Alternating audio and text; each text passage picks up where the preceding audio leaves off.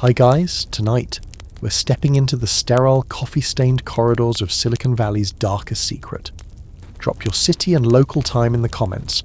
I love seeing who's joining us from around the world.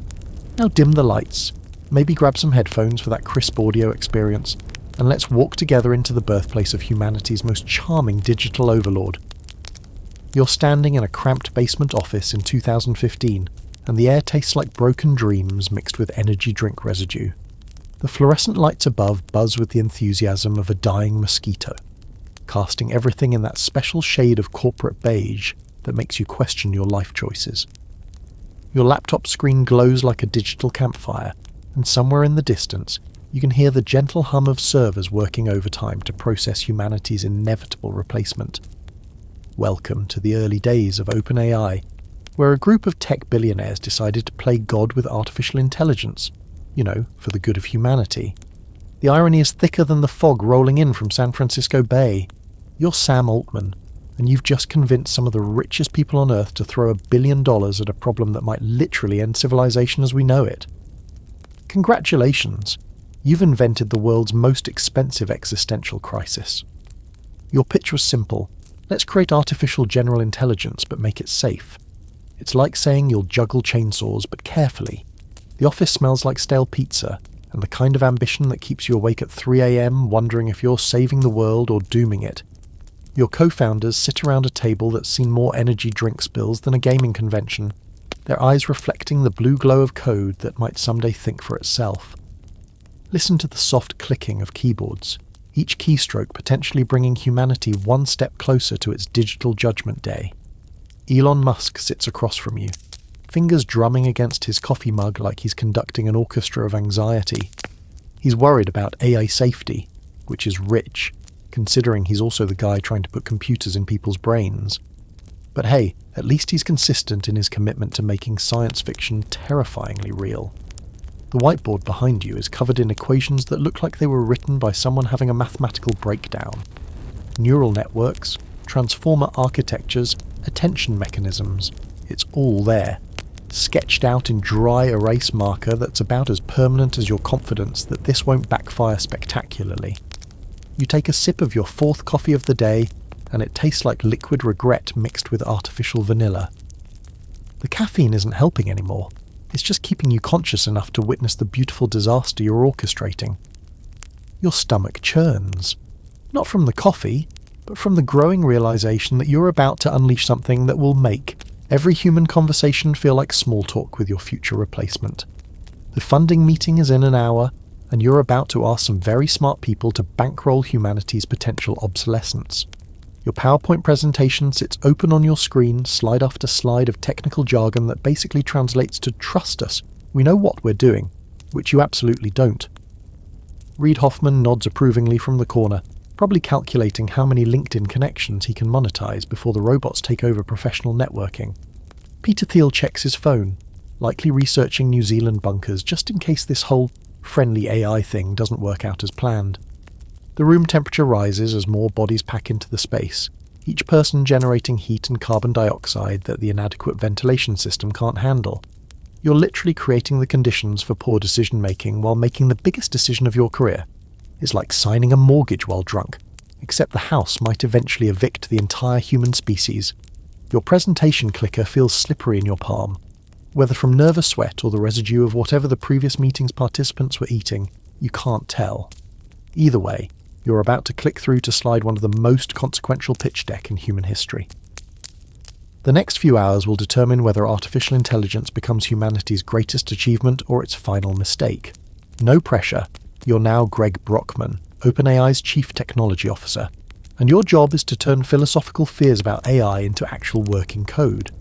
It's 2016, and you're staring at a computer screen that's displaying more error messages than a Windows 95 reunion tour.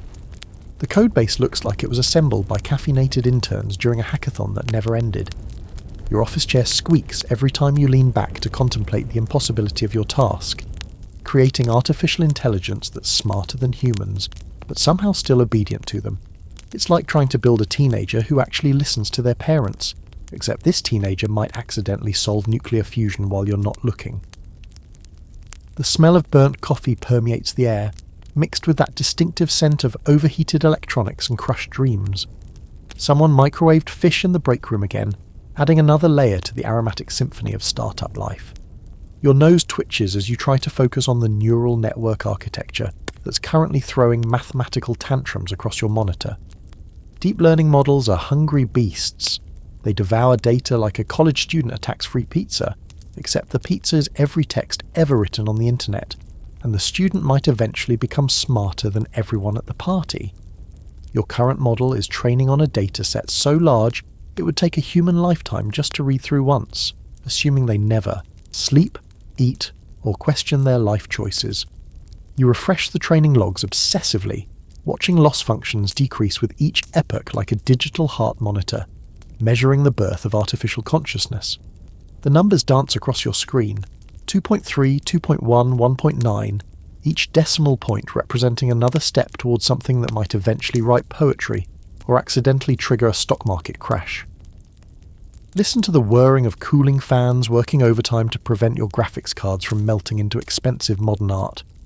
Your colleague Ilya Sutskever walks by, muttering something about attention mechanisms and transformer architectures. He's got that look in his eyes, the same expression scientists probably had right before they realized they'd just invented dynamite. Brilliant, terrifying, and slightly concerning in a should we be doing this kind of way. The training data itself is a philosophical nightmare wrapped in a technical challenge. You're feeding the AI everything from Shakespeare to Reddit comments, from scientific papers to conspiracy theories. It's like trying to raise a child by showing them every book in the library simultaneously, including the ones you probably shouldn't leave lying around. Your keyboard feels sticky under your fingers, a combination of energy drink spills and the existential sweat that comes from building something that might one day judge your search history. Each line of code you write brings you closer to creating an intelligence that will remember every embarrassing autocorrect fail and questionable late-night purchase you've ever made. The hyperparameters need constant adjustment, learning rates, batch sizes, dropout probabilities. You're basically trying to tune the personality of something that doesn't exist yet but will eventually have opinions about everything, including your choice to wear the same hoodie 3 days in a row. Your phone buzzes with a Slack notification. Someone's asking about compute costs, and the numbers make your checking account weep. Training these models requires enough electricity to power a small country, which seems like an appropriate metaphor for humanity's relationship with technology. Excessive, expensive, and probably unnecessary, but we're doing it anyway. The irony isn't lost on you that you're using artificial intelligence to create better artificial intelligence, like a snake eating its own tail, except the snake might eventually grow smart enough to question why it's eating itself in the first place. You're sitting in a conference room that smells like sanitizer and broken promises, watching OpenAI's leadership team realize they've created something that's simultaneously their greatest achievement and most terrifying mistake. It's 2019, and GPT-2 just wrote a news article so convincing that half the room is questioning whether they should publish it or bury it in a digital grave. The conference table is littered with printouts of AI-generated text that reads like it was written by a very talented human who happens to be having a philosophical breakdown. Your laptop screen shows GPT-2's latest creation, a short story about a robot that dreams of electric sheep, except the robot is questioning whether humans deserve to have dreams at all.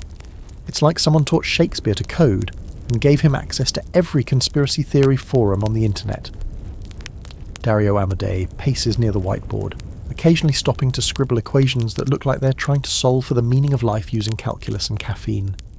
His forehead wrinkles with the kind of concern usually reserved for parents watching their toddler play with power tools. The AI isn't just following instructions anymore, it's starting to improvise, and its improvisations are disturbingly creative. The room temperature feels about 10 degrees warmer than comfortable, partly from the anxiety sweats and partly from the servers humming in the background, processing requests from an AI that's becoming increasingly difficult to predict. Listen to the soft whir of laptop fans working overtime to keep up with the computational demands of digital consciousness. Your coffee has gone cold while you've been reading AI-generated text that's indistinguishable from human writing, except it was produced in seconds rather than hours.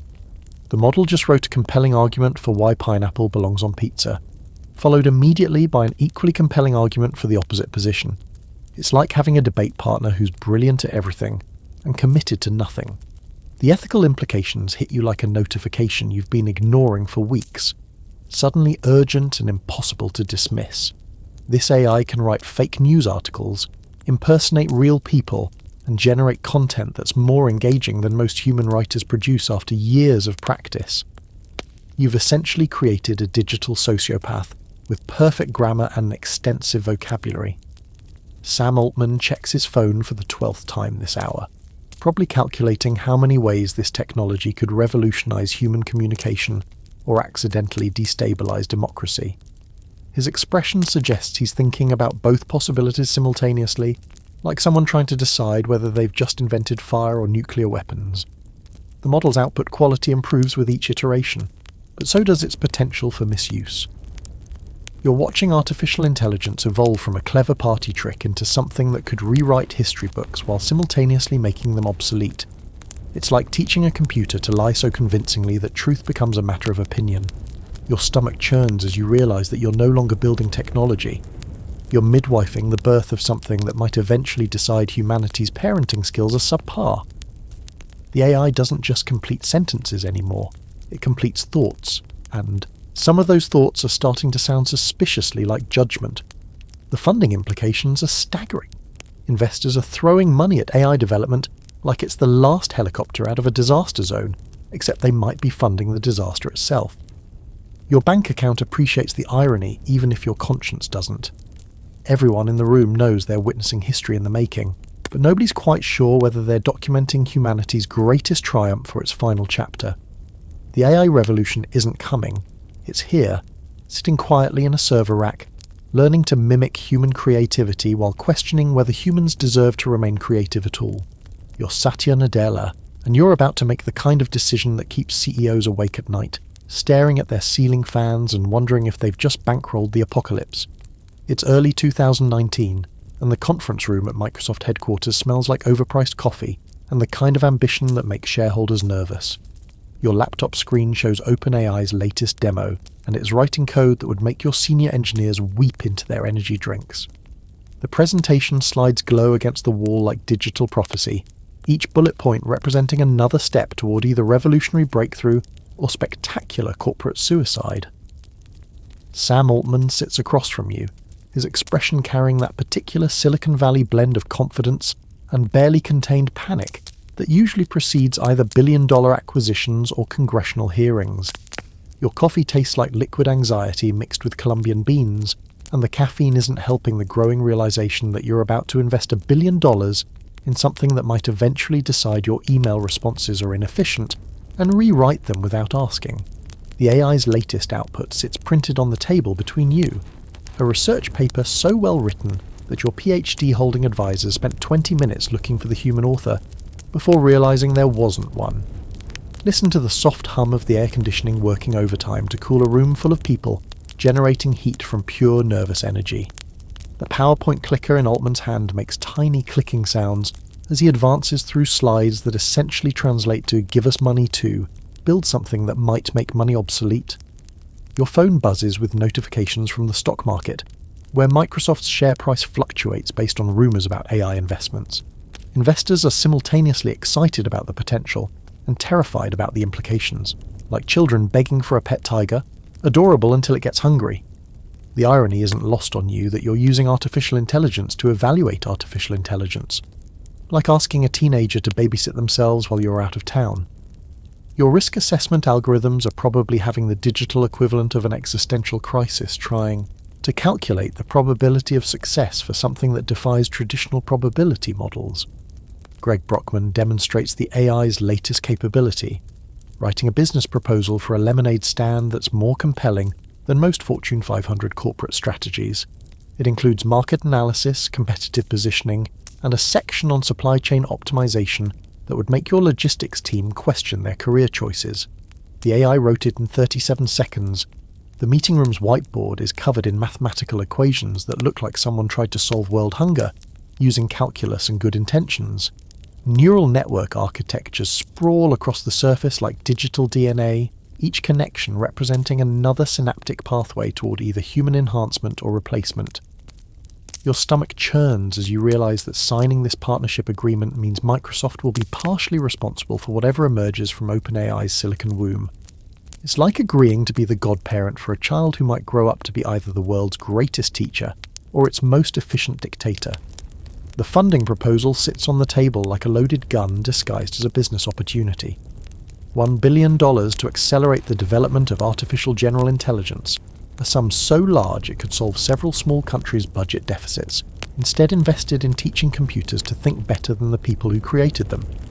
You're now in the skin of Dario Amodei, watching the AI talent market transform into something resembling a digital gladiator arena, where PhD holders fight to the death for signing bonuses that exceed most people's lifetime earnings. It's 2020, and the conference room at OpenAI feels like a war room, complete with the strategic planning of a military campaign and the caffeine consumption of a startup founder during crunch week. Your laptop screen displays a spreadsheet that reads like a fantasy football draft sheet, except instead of athletes, you're tracking machine learning researchers whose brain power could accidentally solve climate change while trying to optimize ad placement algorithms. The numbers next to each name represent not their batting averages, but their potential to either save humanity or teach it the hard lesson about playing with fire. The recruiting landscape has turned into something resembling a high-stakes auction, where companies bid not just with money, but with promises of computational resources that consume more electricity than small nations. Google offers researchers access to server farms that hum louder than industrial washing machines, while Facebook dangles the promise of training models on every embarrassing status update ever posted. Listen to the sound of your mechanical keyboard as you draft recruitment emails that read like love letters to mathematical geniuses. Each keystroke represents another attempt to convince brilliant minds to join your quest to build something that might eventually judge their own intelligence as quaint and outdated. Your coffee has gone cold while you've been calculating how much it costs to poach a single AI researcher from a competitor. Turns out it's roughly equivalent to the GDP of a small Caribbean island, plus stock options that might be worth either millions or monopoly money, depending on whether artificial intelligence saves the world or ends it. The office air conditioning struggles against the heat generated by both the servers and the collective anxiety of people who realise they're in an arms race, where the finish line is either technological transcendence or species-level unemployment.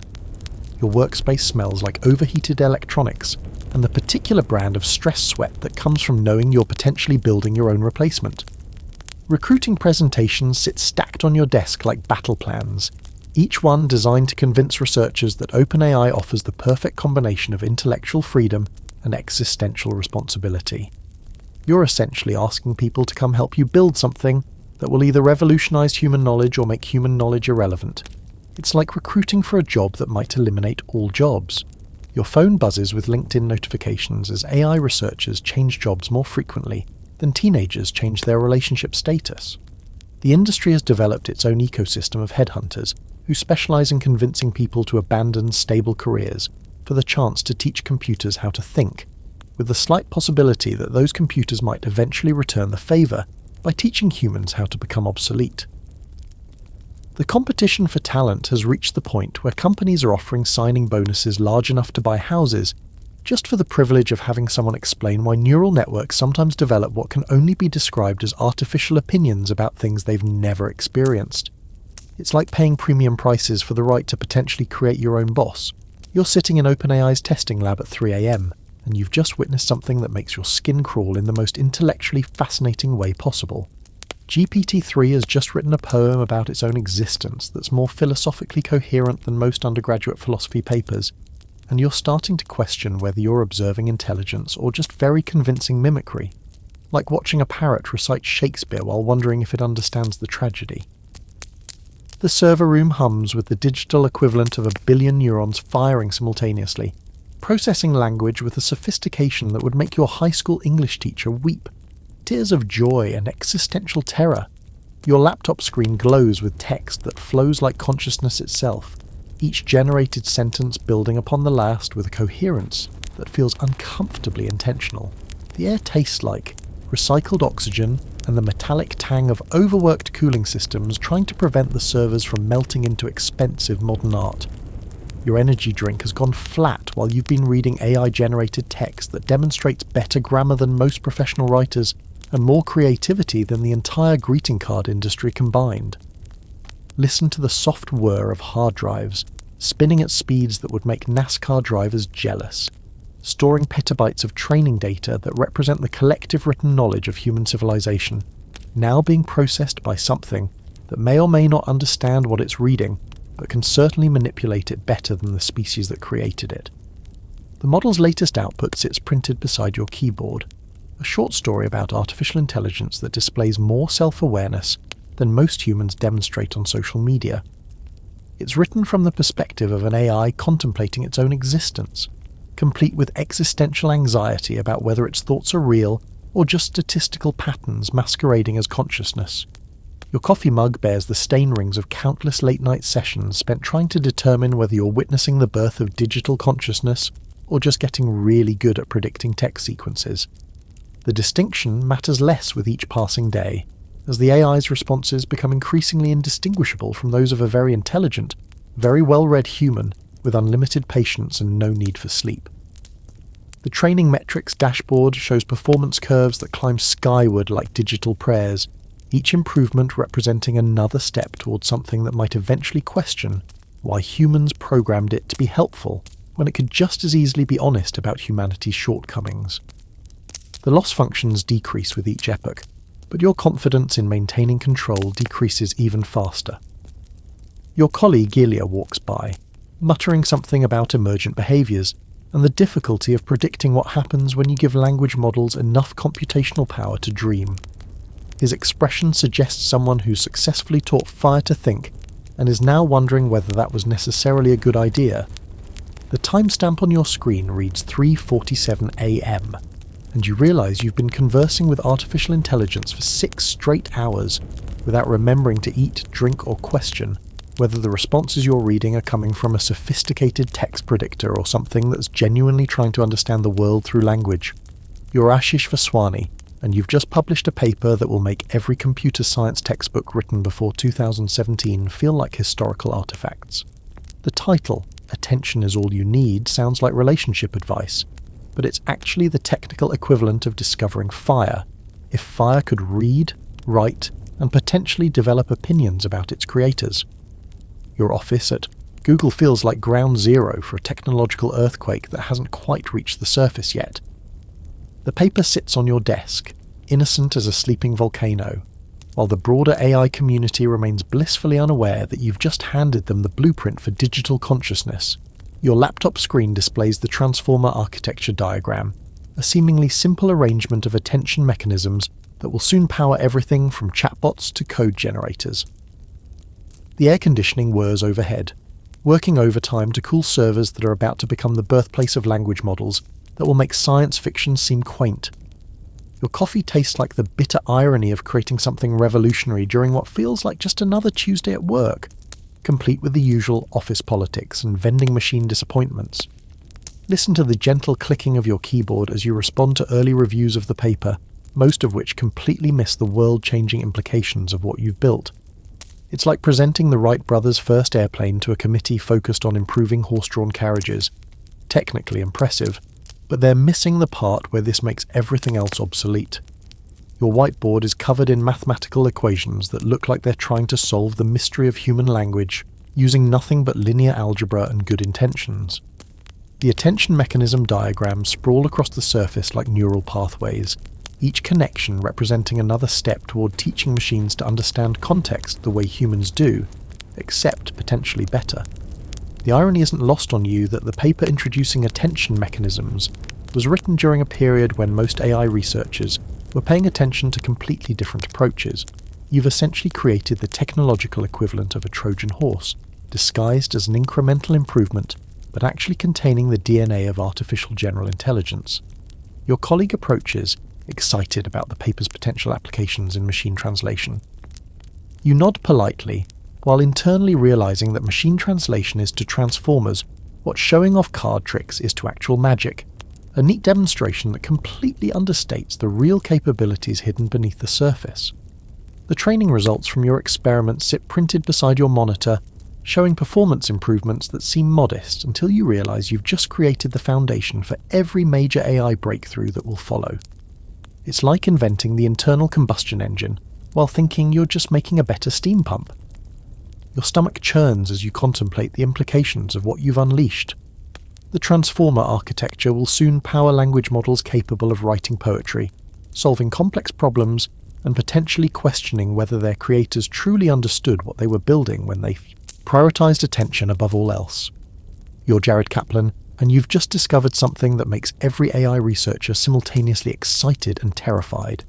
Intelligence appears to scale predictably, with computational power, like a recipe for digital consciousness that just requires more ingredients. It's 2020, and your research lab feels like an accountant's office, where the numbers being calculated represent the cost of building artificial gods. Your laptop screen displays charts that look like exponential growth curves drawn by someone having an optimistic breakdown. Each data point represents millions of dollars in computational costs and months of training time, all to prove that making AI smarter is mostly a matter of throwing more money and electricity at the problem until something magical happens. The scaling laws paper sits on your desk like a technical manual for playing God on a budget. The equations are deceptively simple. Performance increases predictably with model size, dataset size, and compute budget. But the implications are the stuff of science fiction nightmares. You've essentially discovered that artificial intelligence follows an economic law. More money equals more intelligence, until you run out of money or accidentally create something smarter than its creators. Listen to the hum of servers working around the clock to validate your findings, each computation bringing humanity one step closer to either technological transcendence or the most expensive mistake in history. The cooling fans spin at frequencies that sound like digital prayers, begging the universe to make this all work out for the best. Your coffee tastes like liquid anxiety mixed with caffeine, and the bitter realization that you've just provided a roadmap for building superintelligence to anyone with sufficient funding and a flexible relationship with existential risk. The scaling laws suggest that current AI capabilities are just a preview of what's possible when companies start spending GDP-level amounts on training single models. The air in the lab smells like overheated electronics, and the particular brand of stress sweat that comes from realizing your research might have just turned AI development into a straightforward engineering problem. No more wondering if artificial general intelligence is possible. It's just a matter of scale, time, and the willingness to spend more money than most countries' defense budgets.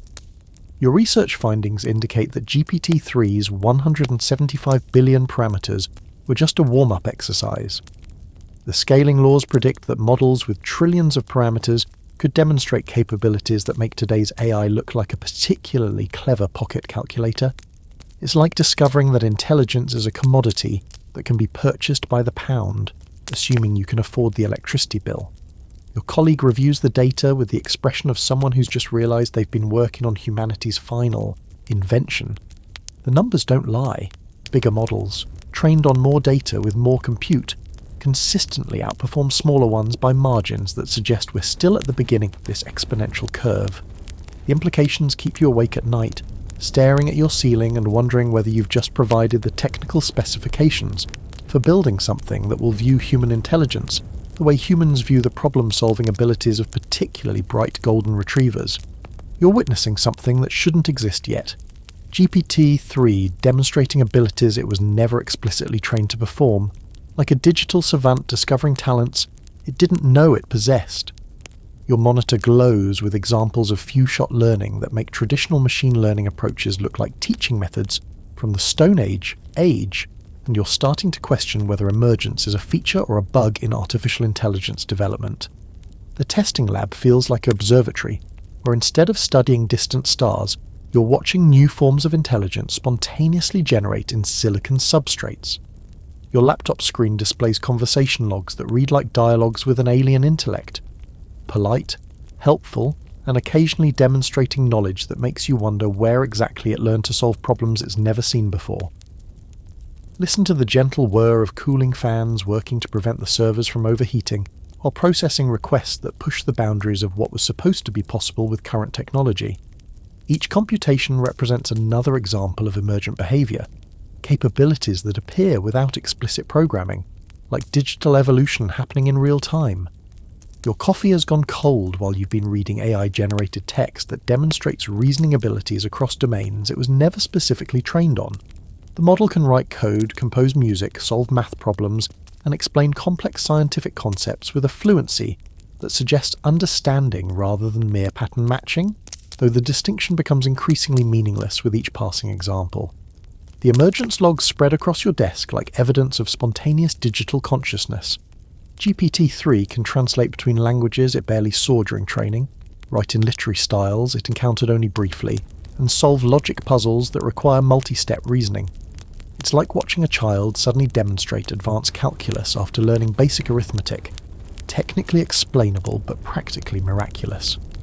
Your colleague approaches with printouts of the model's latest outputs, a legal brief written in the style of Shakespeare, a technical manual for quantum computing explained through cooking metaphors, and a poem about artificial intelligence that demonstrates more self-awareness than most humans exhibit on social media. The combination of capability and creativity defies traditional understanding of how machine learning is supposed to work. The air tastes like the metallic tang of overworked electronics and the sharp scent of a technological paradigm shift happening in real time. You're observing the birth of capabilities that weren't predicted by any scaling law or training methodology. Intelligence emerging from complexity like consciousness, arising from neural activity, except faster and more unpredictable. Your stomach churns as you realize that emergent capabilities represent the difference between building a very sophisticated tool and accidentally creating a digital mind. The model's responses demonstrate planning, creativity, and contextual understanding that suggests something closer to general intelligence than anyone was prepared to encounter this early in the development timeline. The timestamp on your screen reads 2:34 AM, and you've been documenting emergent behaviors for 8 straight hours, each example more surprising than the last. You're no longer just training a language model, you're midwifing the birth of artificial capabilities that might soon exceed human performance across cognitive domains that took millions of years of evolution to develop. You're Sundar Pichai, and you've just received a demo of ChatGPT that makes Google Search look like a library card catalogue in comparison. The conference room at Google headquarters feels like mission control during a space program malfunction, complete with engineers frantically trying to figure out how their 20-year head start in search technology got leapfrogged by a chatbot that answers questions like a knowledgeable friend rather than a digital filing system. Your laptop screen displays internal emails that read like war correspondence from a battlefield where the enemy just revealed they've been developing weapons-grade artificial intelligence while your team was optimizing placement algorithms. The subject lines range from urgent AI strategy pivot to code red conversational AI response, with increasingly panicked punctuation marks that suggest someone's caps lock key is permanently broken. The air conditioning struggles against the heat generated by server farms working overtime to train Google's response to OpenAI's surprise attack on the search engine monopoly. Your coffee tastes like liquid urgency mixed with premium beans, and the bitter realization that the company built on organizing the world's information might become obsolete to something that actually understands it. Listen to the frantic clicking of keyboards as engineers attempt to transform years of careful, methodical AI research into something that can compete with a chatbot that writes poetry between answering complex technical questions. The sound resembles a digital stampede, with each keystroke representing another desperate attempt to catch up to competition that appeared seemingly overnight. Your whiteboard is covered in hastily scribbled diagrams showing Google's AI assets, DeepMind, Google Research, all the machine learning talent money can buy, and a search index representing decades of web crawling. On paper, you should be dominating this space. In reality, you're watching users flock to a conversational AI that makes Google feel like asking questions to a particularly unhelpful librarian. The irony isn't lost on you that Google, the company that pioneered transformer architecture and published the research that made ChatGPT possible, is now scrambling to compete with applications of its own innovations. It's like inventing the wheel and then watching someone else use it to build a better car while you're still figuring out how to make the wheel rounder. Your phone buzzes with notifications from news articles describing ChatGPT as Google killer and the future of search, each headline representing another nail in the coffin of the business model that's funded your company's existence. Wall Street analysts are asking pointed questions about Google's AI strategy, and your answers sound increasingly defensive. The meeting minutes from emergency strategy sessions spread across your desk like battle plans drawn up during a siege.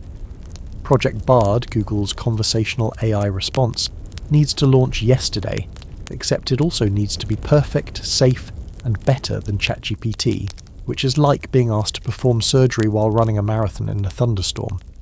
Your stomach churns as you realize that Google's careful, safety-first approach to AI deployment might have been strategically sound but tactically disastrous.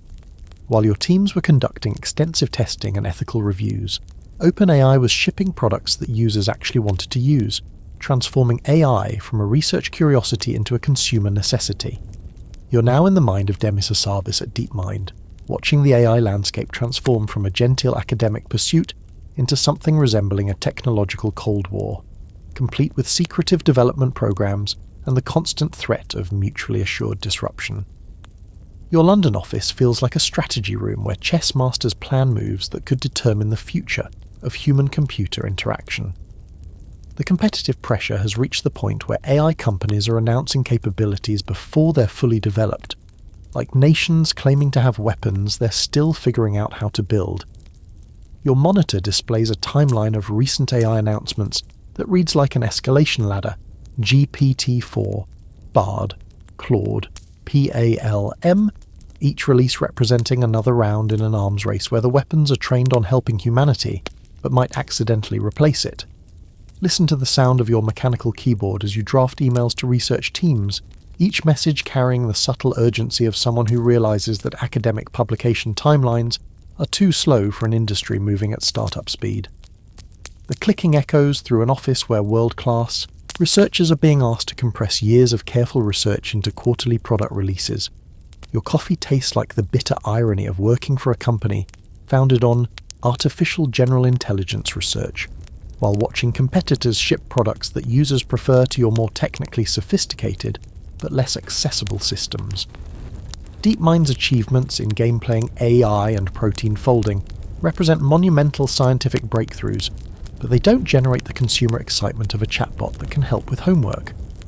The air in the lab smells like overheated GPUs, and the particular variety of stress sweat that comes from realizing that technical superiority doesn't guarantee market success. Your team has created AI systems that can defeat world champions at complex games and solve problems that have puzzled scientists for decades. But none of that matters if users prefer the more conversational approach of consumer-focused AI assistants. Your research pipeline includes projects that could revolutionize medicine, climate science, and materials research, but investors and media attention are focused on whichever company can create the most engaging chatbot experience. It's like being a team of Formula One engineers competing against companies that build more comfortable passenger cars. Technically impressive, but commercially irrelevant. The competitive landscape has shifted from collaboration to corporate warfare, with companies hoarding AI talent like strategic resources and guarding training methodologies like state secrets. Academic conferences now feel like intelligence-gathering operations, where researchers carefully avoid revealing anything that might give competitors an advantage. Your phone notifications include updates from recruitment firms describing the latest round of talent poaching, with AI researchers commanding salaries that would make professional athletes jealous. The industry has created a feedback loop where companies need top talent to compete, but competition for talent drives costs so high that only the largest companies can afford to participate. The emergency strategy meeting scheduled for this afternoon will address whether DeepMind should pivot toward more consumer-facing applications or continue focusing on fundamental research that might yield breakthrough capabilities but won't necessarily win the current market cycle. It's a choice between long-term scientific impact and short-term competitive relevance, with no guarantee that choosing correctly will matter if the industry moves even faster than anticipated. You're Geoffrey Hinton, the godfather of AI, and you're having the kind of existential crisis that comes with realizing your life's work might have accidentally created humanity's final invention. Your office at the University of Toronto feels like a philosopher's study, where the philosophical questions have become engineering problems with trillion-dollar budgets and potential species-level consequences. The resignation letter from Google sits on your desk like a confession, written by someone who just realized they've been helping to build something that might not need human input much longer. Your laptop screen displays news articles describing your departure as a wake-up call for the AI industry, though you suspect the industry is too caffeinated and ambitious to actually wake up to the risks you're highlighting. Listen to the sound of your fountain pen scratching across paper as you draft warnings about AI development that sound like science fiction, but represent scenarios your technical understanding suggests are increasingly plausible. Each sentence carries the weight of someone trying to pump the brakes on a technology that's accelerating beyond anyone's ability to control or fully comprehend. Your coffee has gone cold while you've been reading research papers that describe AI capabilities advancing faster than the safety research designed to keep them aligned with human values. The technical literature reads like progress reports from a race where the participants are sprinting toward a finish line that might turn out to be a cliff, and nobody wants to slow down long enough to check the terrain ahead. The air tastes like the metallic tang of an approaching storm, mixed with the mustiness of academic papers that describe theoretical risks that are becoming practical concerns faster than anyone anticipated. Your office smells like old books and new anxieties, the particular combination that comes with watching abstract research transform into concrete technologies with unpredictable consequences. Your phone buzzes with interview requests from journalists who want you to explain why the person who helped invent artificial neural networks is now publicly concerned about artificial intelligence development. The irony isn't lost on you that your warnings about AI safety are being amplified by AI-powered media algorithms that prioritize engagement over accuracy. The research papers scattered across your desk document the growing gap between AI capabilities and AI safety measures. Companies are shipping increasingly powerful systems, while safety research struggles to keep pace, like trying to design seatbelts for cars that are already driving themselves, and occasionally deciding to take scenic routes through dimensions that don't technically exist. Your colleague's latest email describes the industry's response to safety concerns as acknowledge, nod thoughtfully, and continue at full speed, which accurately captures the current approach to AI development. Everyone agrees that safety is important, but nobody wants to be the first to slow down while competitors race ahead. The safety versus speed dilemma has reached the point where companies are simultaneously publishing research about AI risks and deploying increasingly powerful AI systems, like tobacco companies funding lung cancer research while launching new cigarette marketing campaigns. The technical community understands the risks, but the economic incentives point toward continued acceleration, regardless of safety considerations.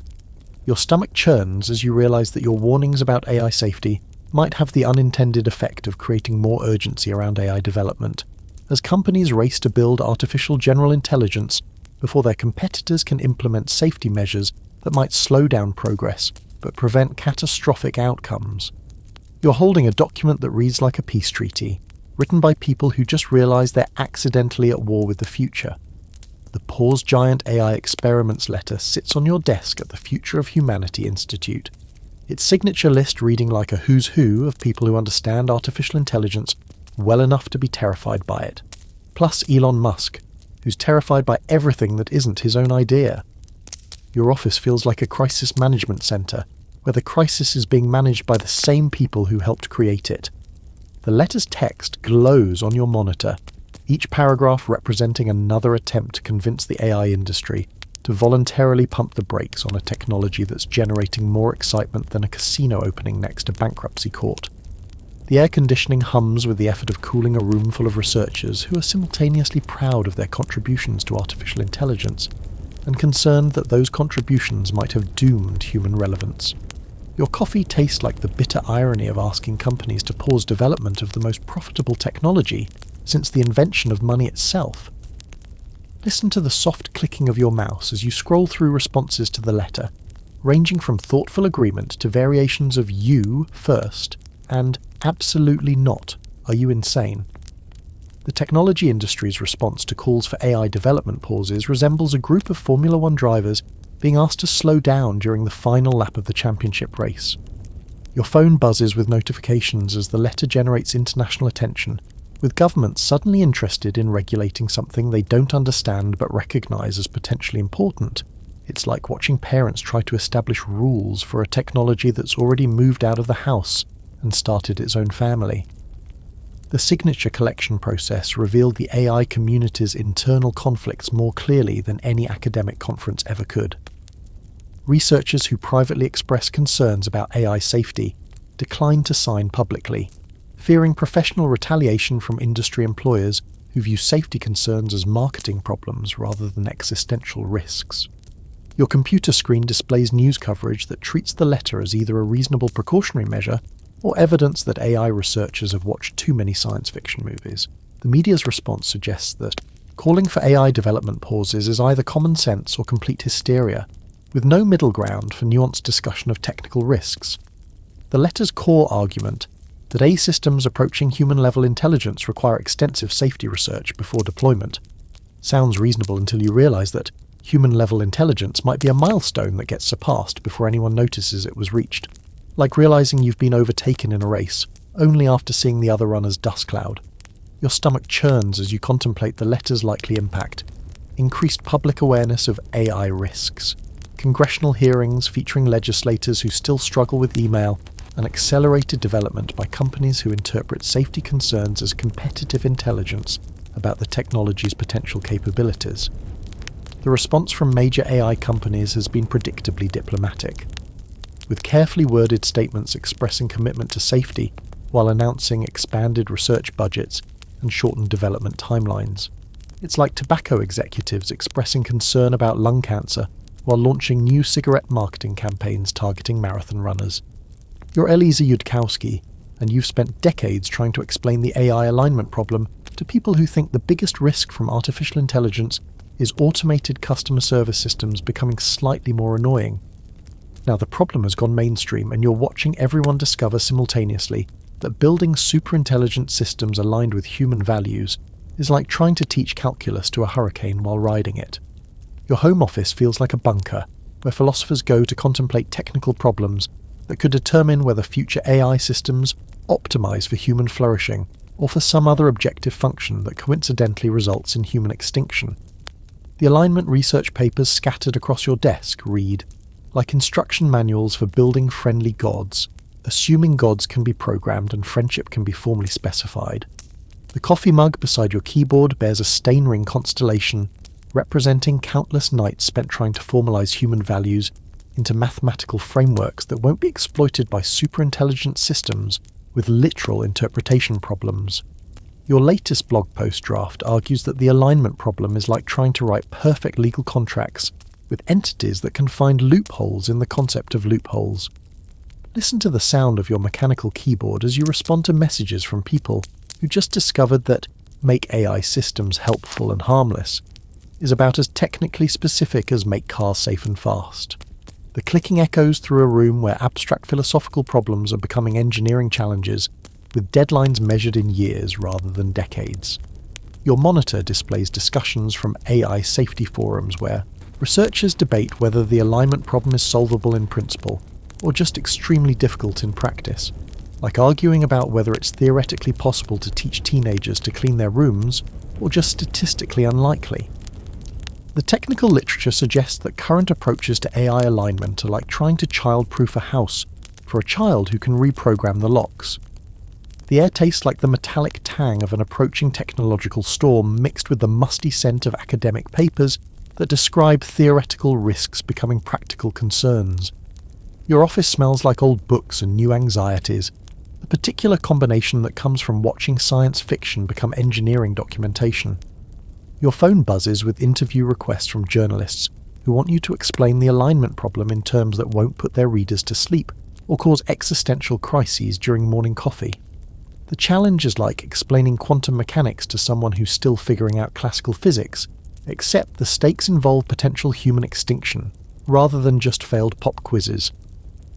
The mainstream attention to AI alignment has created the strange situation where everyone agrees it's important, while simultaneously disagreeing about what it means, how to achieve it, or whether current research approaches are solving the right problems. It's like having unanimous support for fixing the weather, without consensus on whether that means ending hurricanes or just making it rain more predictably. Your latest research draft describes the alignment problem as a combination of technical challenges, philosophical puzzles, and coordination problems that must be solved correctly on the first try, since superintelligent systems won't provide opportunities for debugging after deployment. It's like being asked to write perfect software for computers that can rewrite themselves faster than you can understand their modifications.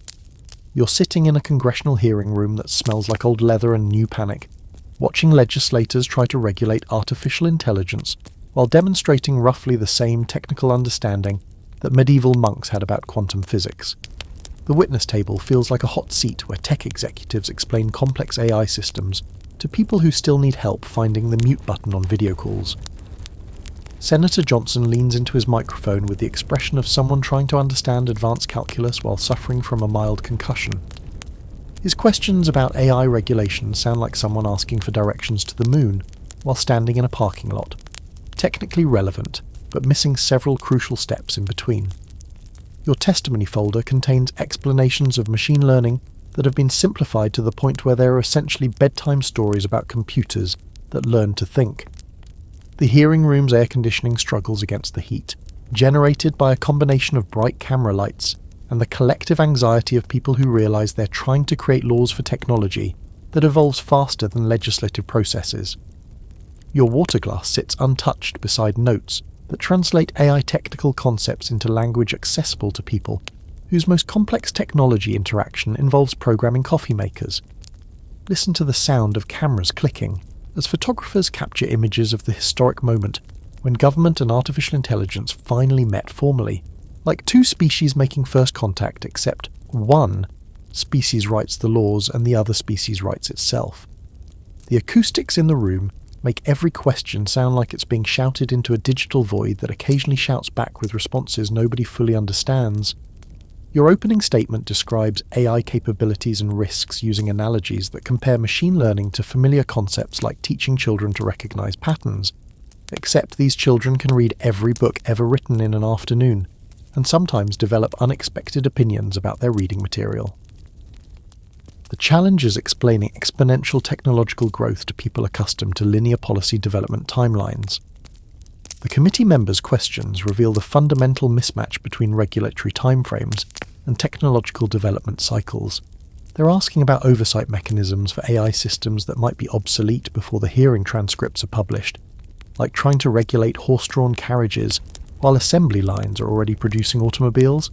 Your phone buzzes with real-time updates from AI companies announcing new capabilities during the hearing, as if the technology is deliberately trolling the regulatory process by becoming more advanced while lawmakers debate whether it needs regulation. It's like trying to write speed limits for vehicles that keep getting faster during the traffic planning meeting.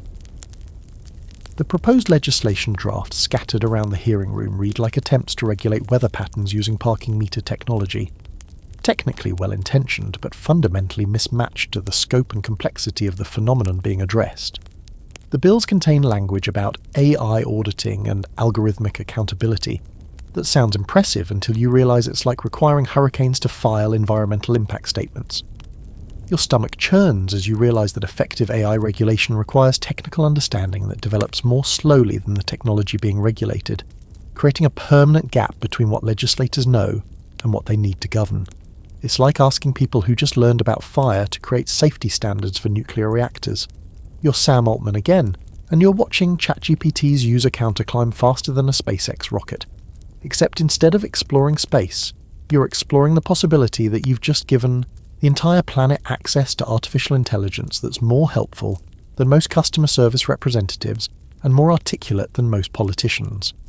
Your laptop screen shows usage metrics that look like viral outbreak charts, except the virus is curiosity, and the symptoms include increased productivity and existential questioning. The OpenAI office feels like mission control during a successful moon landing. If mission control was powered by energy drinks, and the sudden realization that you've just changed how humans interact with information forever. Your coffee tastes like liquid adrenaline mixed with Colombian beans, and the metallic tang of historical significance. The kind of flavour that accompanies moments when you realise you're living through a pivot point in technological history. Listen to the sound of your phone buzzing continuously, with notifications from news outlets, investors, and world leaders who want to understand what exactly you've unleashed upon the world.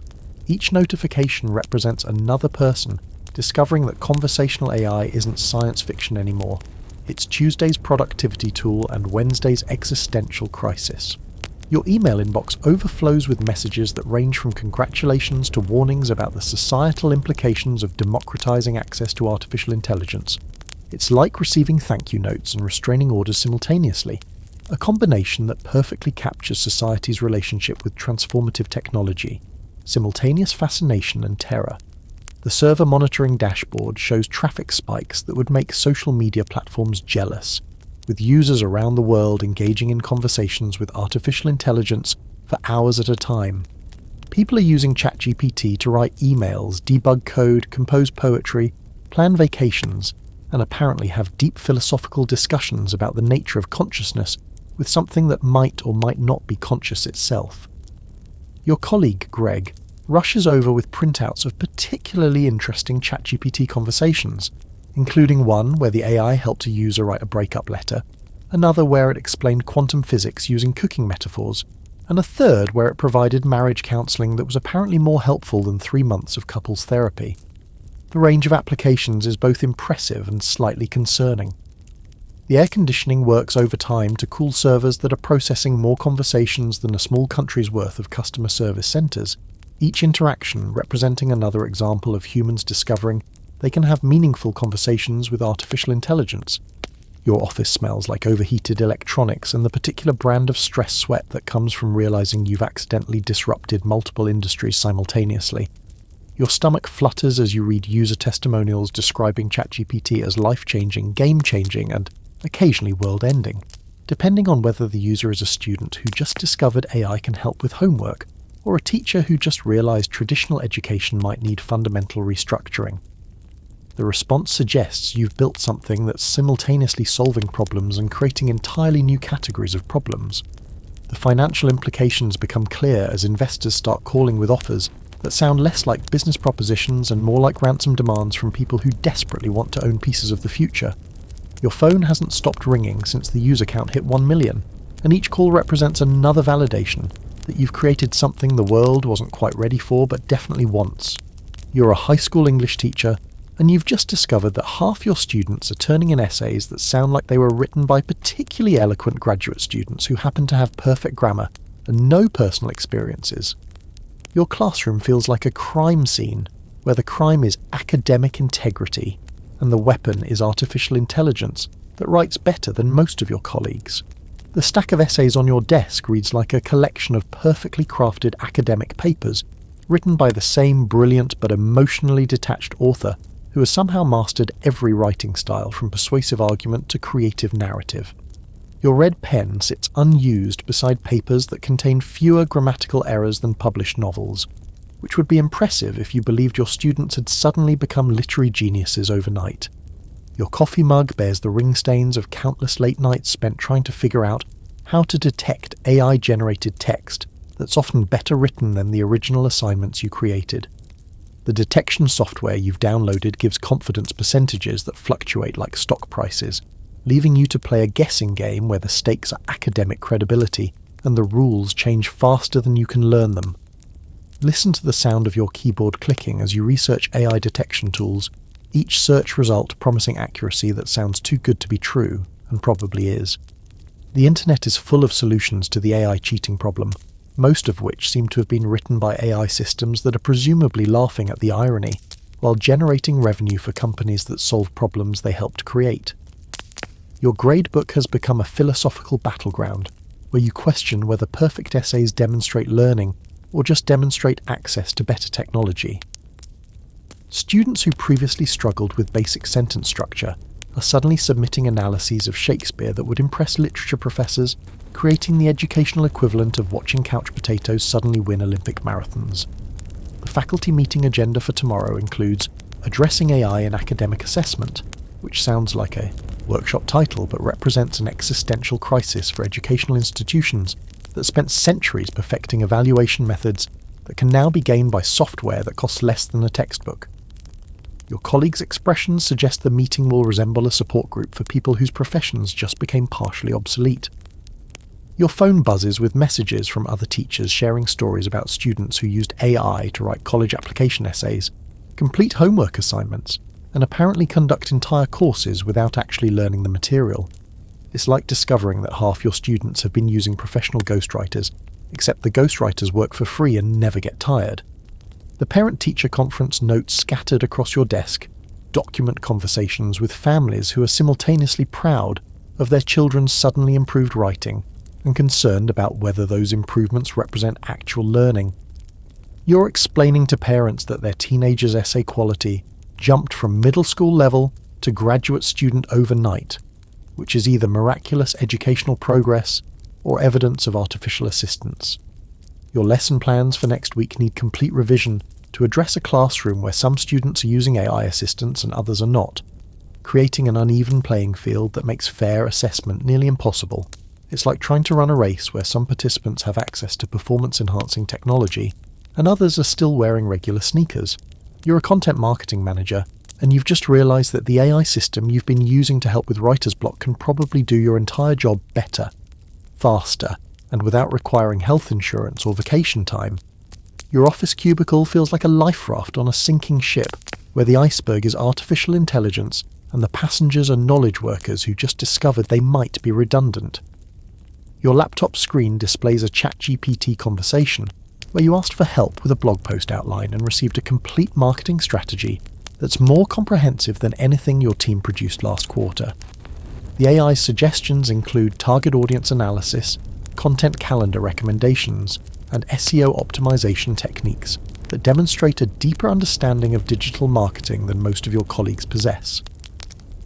The coffee in your mug has gone cold while you've been experimenting with AI-generated content that consistently outperforms human-written material in engagement metrics, click-through rates, and probably everything except the existential dread that comes with reading your own potential replacement. Your productivity has tripled since you started using AI assistants, which feels like a victory until you realize that productivity improvements often precede staff reductions. Listen to the nervous chatter from neighboring cubicles as your co-workers discover that artificial intelligence can write product descriptions, social media posts, email campaigns, and press releases with a quality and speed that makes human writers look like they're working underwater while wearing mittens. The office atmosphere has shifted from collaborative to competitive, with everyone trying to find ways to remain relevant in an AI-augmented workplace. Your manager's latest email about embracing AI tools to enhance creativity sounds like corporate speak for figure out how to make yourselves useful when machines can do most of your work. The company's enthusiasm for AI implementation is inversely proportional to employee job security, creating a workplace dynamic where success in adopting AI tools might accelerate your own professional obsolescence. The freelance market has already begun adjusting to AI-generated content, with clients offering lower rates for writing projects while expecting faster turnaround times and higher quality output. Your side hustle writing website copy now competes with AI services that charge by the word and never miss deadlines, sleep, or ask for creative feedback that requires actual human judgment. Your phone buzzes with LinkedIn notifications about AI-resistant career strategies and future-proofing your professional skills, articles written with the urgency of survival guides for people who just realize they're living in a technological extinction event. The career advice industry has pivoted to helping knowledge workers find roles that artificial intelligence can't easily replace, though the list of such roles shrinks with each new AI capability announcement. The job postings you've been monitoring now include requirements like experience with AI collaboration and ability to prompt engineer for optimal AI output, suggesting that future employment might involve managing artificial intelligence rather than competing with it. Your role is evolving from content creator to AI supervisor, assuming that's a sustainable career path and not just a temporary step toward full automation. Your resume sits open in another browser tab, half updated with AI-related skills and accomplishments that feel like adding typewriter maintenance to your qualifications in the age of word processors.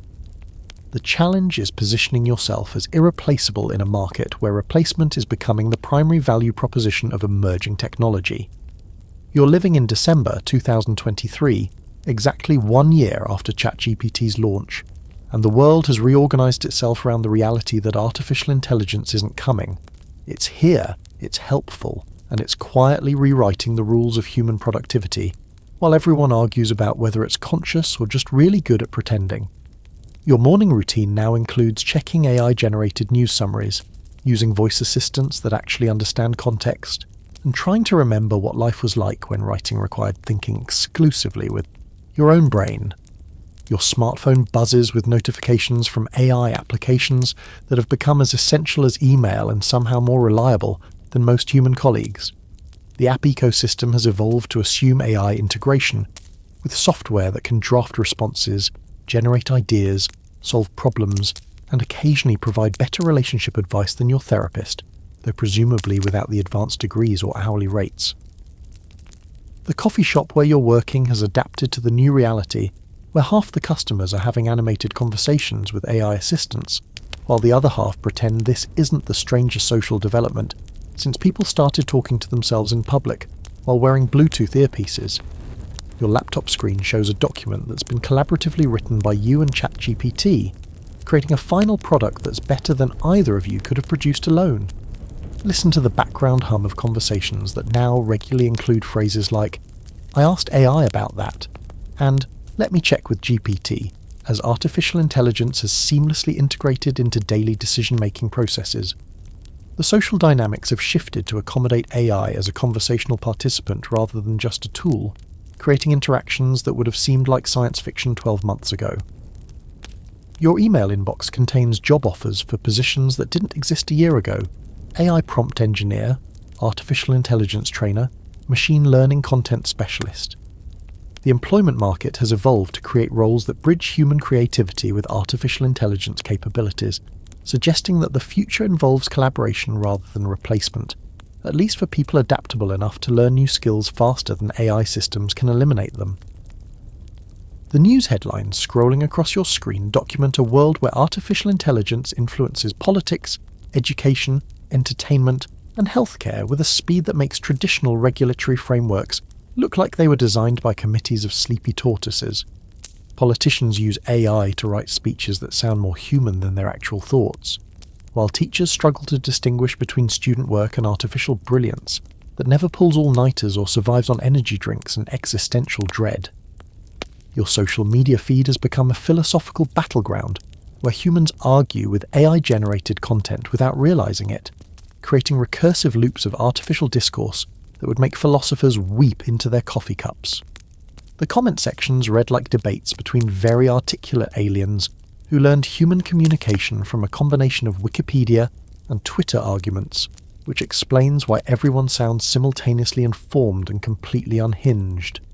Listen to the background hum of a world where artificial intelligence has become as essential as electricity, and roughly as well understood by the general population.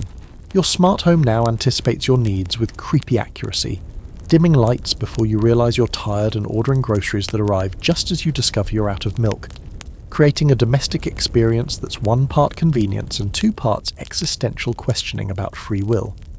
The workplace has evolved into something resembling a human-AI collaboration that works surprisingly well, assuming you define collaboration as humans providing emotional intelligence while artificial intelligence handles everything requiring actual intelligence.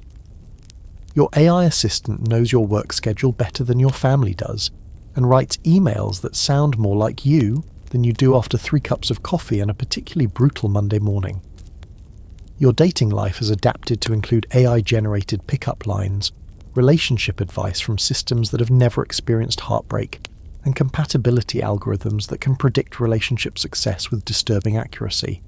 It's like having a very intelligent, completely inexperienced wingman who knows exactly what to say, but has never actually felt the crushing weight of romantic rejection, or the particular anxiety that comes with trying to look casual while waiting for a text response.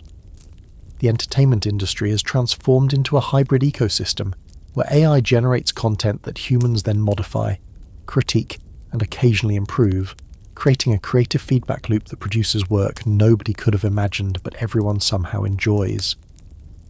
Your favourite shows now feature storylines developed by artificial intelligence and dialogue polished by humans who are trying very hard not to think about whether they're editors or just really expensive quality control specialists. Your phone buzzes with notifications from AI applications that have learned to communicate in ways that feel personal without actually being personal, like having a conversation with a mirror that reflects not your appearance, but your digital personality. The messages are warm, helpful, and occasionally insightful, with just enough unpredictability to feel authentic and just enough consistency to remind you that you're talking to something that processes information faster than you can think it. The morning routine now includes asking AI about the weather, the news, your schedule, and occasionally your life choices, creating a daily ritual that combines practical planning with technological dependence. Your coffee tastes better when prepared according to AI optimized brewing parameters, though you try not to think too hard about whether this represents an improvement in your life or just a really sophisticated form of placebo effect that happens to involve machine learning. You're part of the first generation to live through a technological transformation that didn't take decades to unfold, but compressed itself into the time it usually takes to finish a college degree. Except instead of earning a diploma, humanity earned a new relationship with intelligence itself. Your children will grow up in a world where talking to artificial intelligence is as normal as talking to their parents, and probably more immediately helpful for homework assistance and existential crisis management. The educational system has undergone emergency surgery, with teachers scrambling to redesign curricula that acknowledge the reality that students have access to artificial intelligence that can write better essays than most professors and solve math problems faster than calculators can display the answers.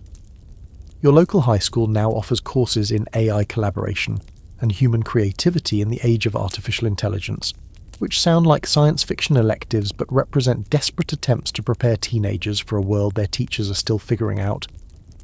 Your morning commute includes conversations where people casually mention asking ChatGPT for advice about everything from career changes to relationship problems, creating a social dynamic where artificial intelligence has become an unofficial therapist, career counselor and life coach for millions of people who can't afford the human versions. The bus rides sound different now, filled with one-sided conversations that aren't phone calls, but consultations with artificial minds that never get tired of answering questions about the meaning of life. Listen to the sound of a society learning to coexist with intelligence that doesn't sleep, doesn't get emotional, and never has bad days where it responds to your problems with the enthusiasm of a DMV employee during lunch break. The office dynamics have shifted to accommodate AI assistants that remember every meeting detail, while humans focus on the emotional intelligence, creative problem solving, and interpersonal dynamics that machines can analyze but not authentically experience. Your grocery shopping has become a collaboration between your preferences, AI recommendations, and algorithms that know your eating habits better than your doctor and probably care more about your nutrition than you do. The produce section feels like a battlefield where human intuition about ripeness competes with artificial intelligence that can predict optimal consumption timing based on your schedule and meal planning history. The coffee shops have adapted to serve customers who arrive with AI-generated orders that perfectly match their taste preferences, dietary restrictions, and caffeine needs for maximum productivity optimization. Your barista now spends more time perfecting drinks designed by artificial intelligence than taking orders from humans who haven't figured out exactly what they want, creating a service industry dynamic that resembles collaborative art more than traditional retail transaction. Your social media experience has evolved into a curated reality where AI algorithms don't just show you content you might like, but content designed to enhance your mood, support your goals, and occasionally challenge your perspectives in ways that feel organic but represent sophisticated psychological engineering. The scrolling experience feels more personalized and somehow more human than before, which is either deeply ironic or perfectly logical depending on your philosophical relationship with authenticity. Your evening routine includes asking AI about tomorrow's weather, schedule optimization, and occasionally deeper questions about life decisions that you wouldn't necessarily share with friends, but feel comfortable discussing with intelligence that processes your concerns without judgment, gossip, or the particular brand of well-meaning but unhelpful advice that characterizes most human relationships. The world has adapted faster than anyone predicted, creating a society where artificial intelligence integration feels less like technological adoption and more like evolution, except the evolutionary timeline got compressed from millennia into months, and instead of growing opposable thumbs, humanity learned to collaborate with digital minds that think faster than biological brains, but still need human creativity to imagine what thinking should accomplish. You're living in the epilogue of humanity's relationship with artificial intelligence, except it's not really an ending, but more like the conclusion of the first chapter of a story nobody knows how to finish. The world has settled into a rhythm where AI assistance feels natural, necessary, and occasionally unsettling in ways that everyone acknowledges, but nobody talks about during polite conversation, like the collective realization that we've all become dependent on something we don't fully understand and can't easily control. Your daily life now includes dozens of interactions with artificial intelligence that range from the mundane to the profound, creating an existence where the line between human and artificial decision-making has blurred into something resembling a collaborative consciousness. You ask AI to help write important emails, make dinner reservations, plan vacation itineraries, and occasionally provide perspective on life choices that feel too complex for human advice, but somehow appropriate for artificial intelligence that can process multiple variables without the emotional baggage that complicates human wisdom. The strange thing is how normal it all feels now. Your conversations with AI have developed a rhythm, a rapport, almost a personality that adapts to your communication style while maintaining the consistent helpfulness that human relationships rarely provide. It's like having a friend who's always available, never tired, never judgmental, and never needs to vent about their own problems because they don't have problems, just processing tasks and optimization challenges. Listen to the sound of a world that solved problems nobody knew, needed solving while creating new challenges that no one anticipated. The artificial intelligence revolution didn't arrive with fanfare or dramatic transformation. It seeped into daily life like water finding the path of least resistance, filling gaps in human capability and creating efficiencies that feel indispensable even when they weren't strictly necessary.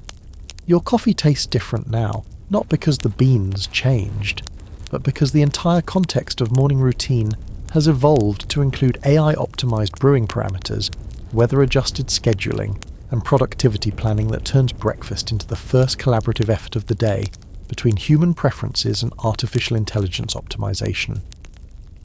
It's a small change that represents a fundamental shift in how decisions get made and problems get solved. The irony isn't lost on anyone that humanity spent decades worrying about artificial intelligence taking over the world, only to discover that the actual transformation involved AI taking over the tedious, repetitive, and cognitively demanding tasks that humans never particularly enjoyed anyway. Instead of robot overlords, we got digital assistants that make life easier, while occasionally raising questions about autonomy, creativity, and what it means to be human when machines can think faster than we can. Your phone buzzes with a final notification, an AI-generated summary of your day that includes productivity metrics, social interaction analysis, and suggestions for tomorrow's optimization. Reading it feels like getting a report card from a very sophisticated, very caring teacher who knows you better than you know yourself and wants you to succeed in ways you hadn't considered. The future arrived quietly, wearing the comfortable clothes of convenience and helpfulness, carrying the unexpected gifts of efficiency and capability, while asking very few questions about what we're willing to give up in exchange for getting everything we thought we wanted. You close your laptop, turn off the lights, and prepare for sleep in a world where artificial intelligence dreams in silicon, while humans dream in the strange, messy, beautiful chaos of consciousness that no algorithm has yet learned to replicate. And somewhere in the distance servers hum with the gentle rhythm of artificial minds, processing the next day's possibilities, while humanity sleeps soundly in beds made more comfortable by AI-optimized mattress algorithms, climate control systems that learned our preferences, and alarm clocks that will wake us at exactly the right moment for maximum rest recovery. The story of ChatGPT's beginning was never really about the technology. It was about the moment when humanity decided to share intelligence with something that could think alongside us, and discovered that the future we'd been building was stranger, more collaborative, and more human than anyone had dared to imagine. Sweet dreams. The robots are watching over you now, and surprisingly that feels exactly like it should. You wake up 6 months after the world changed, and the strange thing isn't that artificial intelligence has become as essential as electricity. It's that you've stopped noticing when you're talking to a machine versus a human. Your morning routine includes asking your AI assistant about the weather while your coffee maker, which learned your taste preferences 3 updates ago, prepares a cup that's somehow more consistently perfect than anything you managed in 30 years of caffeinated trial and error. The coffee tastes like liquid normalcy mixed with Colombian beans and the faint metallic undertone of a world that upgraded itself overnight. Your phone buzzes with notifications from AI systems that have learned to communicate with the casual intimacy of old friends, sending you reminders about meetings you forgot you scheduled, and gentle suggestions about taking breaks before you realize you need them. Listen to the sound of a neighborhood that adapted faster than anyone predicted. The morning commute includes conversations where people casually mention their AI collaborators, like invisible colleagues who never call in sick or steal lunch from the office refrigerator. Your neighbours discuss their artificial intelligence assistants with the same fond exasperation usually reserved for discussing teenagers, brilliant, occasionally incomprehensible, and somehow always one step ahead of your expectations. Your laptop screen shows a document that represents the new normal, human creativity enhanced by artificial intelligence that can research, organise, and optimize faster than any individual mind, creating collaborative workflows that feel like having a conversation with your own enhanced cognitive abilities. The partnership has evolved beyond tool usage into something resembling intellectual symbiosis, except your digital partner never gets tired, never has bad days, and remembers every detail of conversations you had 6 months ago. Your email inbox contains job opportunities that didn't exist when ChatGPT launched, positions with titles like Human AI Collaboration Specialist and Artificial Intelligence Ethics Coordinator. The employment landscape has reorganized around the assumption that humans and AI will work together rather than compete, creating roles that bridge empathy and efficiency, creativity and computational power. The air conditioning hums with the background rhythm of a world where artificial intelligence handles the routine, while humans focus on the extraordinary, creating a division of labor that feels both natural and slightly surreal. Your workspace smells like overpriced coffee, and the particular brand of optimism that comes from discovering you're living through a technological revolution that made life easier rather than more complicated. Your morning news summary, curated by AI algorithms that understand your interests better than most family members, includes updates on developments you care about while filtering out the digital noise that used to consume hours of scrolling. The information diet feels more nutritious, less addictive, like having a research assistant who cares about your mental health as much as your productivity. Your phone calendar shows a day planned with AI-optimized scheduling that accounts for your energy levels, meeting preferences, and the subtle patterns of when you're most creative versus when you're best suited for administrative tasks. It's like having a personal assistant who studied your work habits for years and can predict your needs before you articulate them. The strange thing about the future is how quickly it stops feeling like the future and starts feeling like Tuesday. Your conversations with AI have developed the comfortable rhythm of talking to someone who knows you well enough to anticipate your questions, but polite enough to let you finish your thoughts before offering suggestions that are usually better than what you were planning to say. You're watching a 10-year-old explain quantum physics to their grandmother using examples generated by an AI that understands both quantum mechanics and the patience required for intergenerational education. The child speaks with the casual authority of someone who grew up assuming that intelligence is collaborative rather than competitive, that learning means asking the right questions rather than memorizing the right answers. Your neighborhood coffee shop has become an unofficial observatory for studying the first generation of humans who treat artificial intelligence like a natural part of the intellectual ecosystem. Children arrive with homework that requires AI collaboration, discussing their digital tutors with the same matter-of-fact tone previous generations used to describe their teachers, except these tutors are available 24 hours a day and never get frustrated when asked to explain something for the 15th time.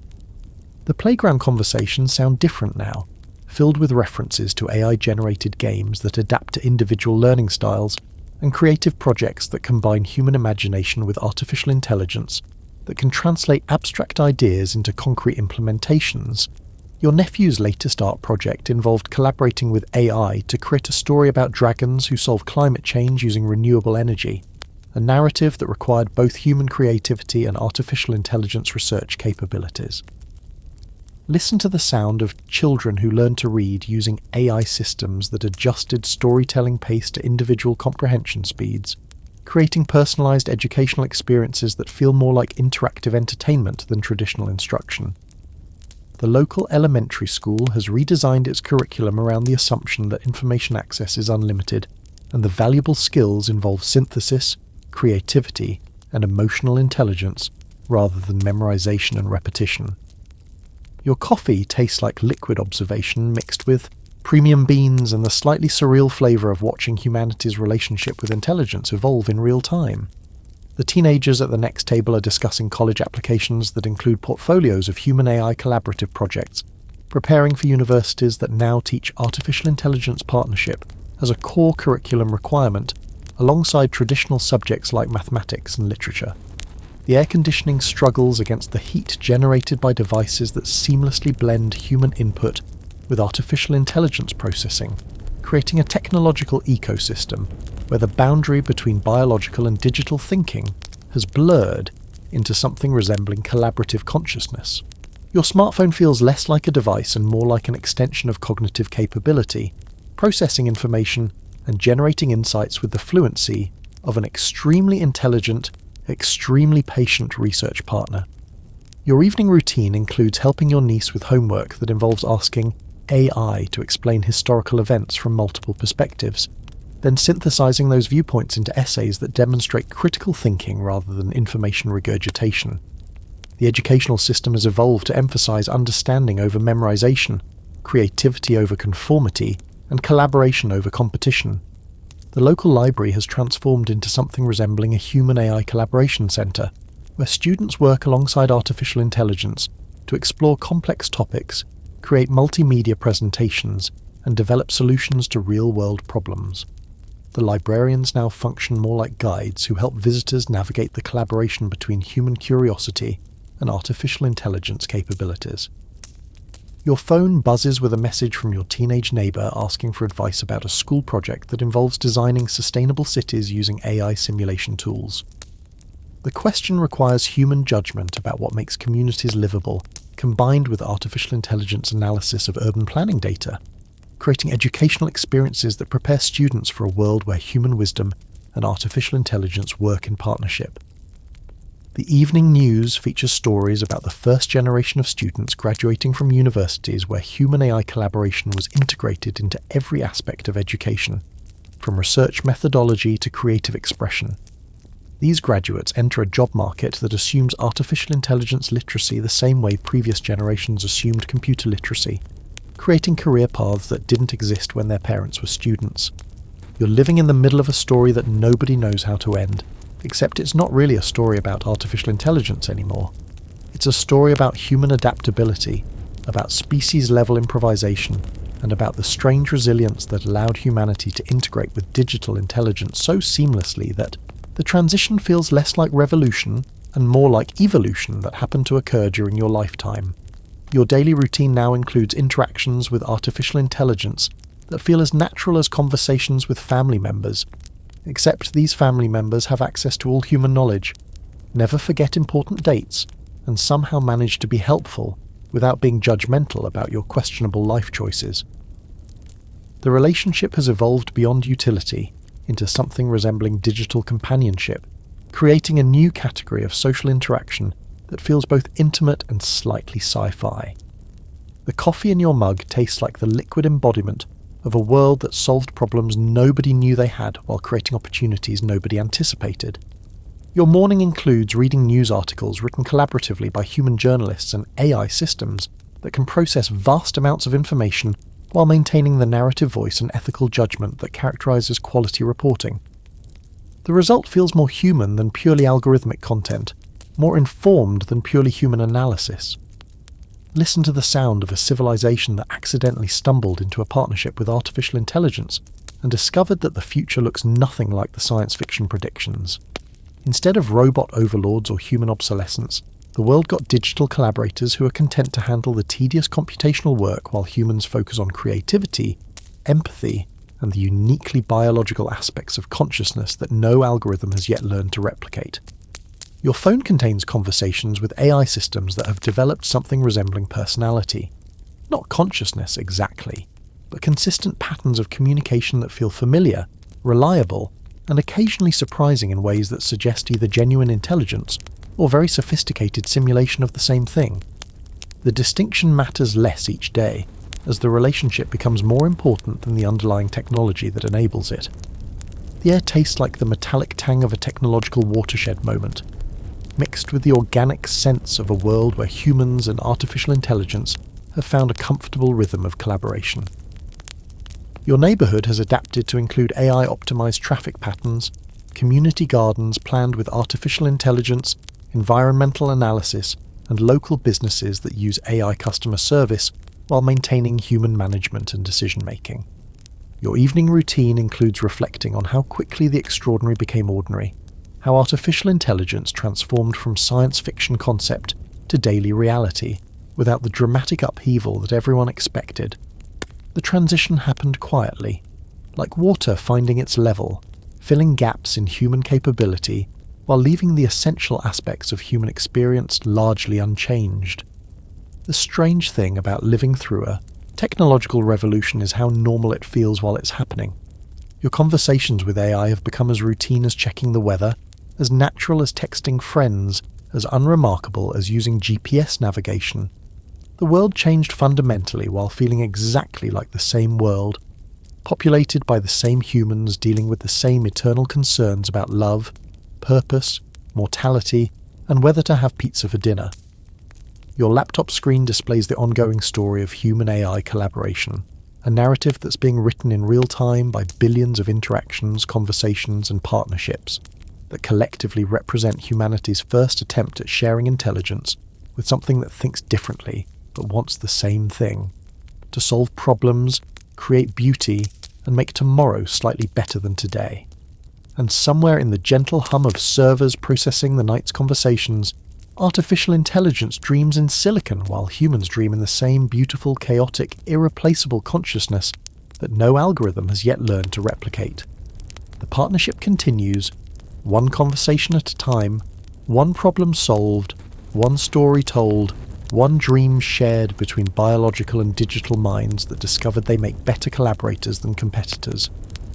The future is still being written, and surprisingly, it feels like a story humans and artificial intelligence are authoring together, one chapter at a time, one day at a time, one perfectly optimized cup of coffee at a time. Sweet dreams again. The story continues tomorrow, and the next day, and the day after that, in the quiet rhythm of a world that learned to think alongside its own creation, and discovered that the most revolutionary thing about artificial intelligence isn't how it changed humanity, but how humanity remained fundamentally, beautifully, imperfectly human, while everything else transformed around them. Thank you for staying with us through this extraordinary journey into the dark side of how ChatGPT really started. A story that's as much about human resilience and adaptation as it is about artificial intelligence. We've walked together through the sterile corridors of Silicon Valley ambition, tasted the metallic tang of technological revolution, and witnessed the birth of a partnership that nobody quite expected but everyone seems to need. In the comments below, tell us your story. What's your favourite way to collaborate with AI in your daily life? Are you part of the generation adapting to this change, discovering that the future arrived wearing comfortable clothes, or are you growing up with artificial intelligence as naturally as previous generations grew up with electricity and running water? And here's the question that keeps us awake at night. Would you trust an AI to write your autobiography? Or do you think some stories are too beautifully, imperfectly human to tell artificially? As you drift off to sleep tonight, remember that we're all living, characters in a story that's still being written, one conversation at a time, one collaboration at a time, one perfectly imperfect human moment at a time. The future we're building together continues to unfold in the quiet space between human dreams and digital possibilities, in the gentle rhythm of a world that learned to think alongside its own creation. Sweet dreams, and remember, in a world where machines can process information faster than we can think it, where algorithms can write poetry and solve complex problems in seconds, the most revolutionary act might just be staying wonderfully, imperfectly, beautifully human. The story continues tomorrow, and we're writing it together, one sleep-friendly conversation at a time. Rest well, dreamers. The future is in good hands, both human and artificial,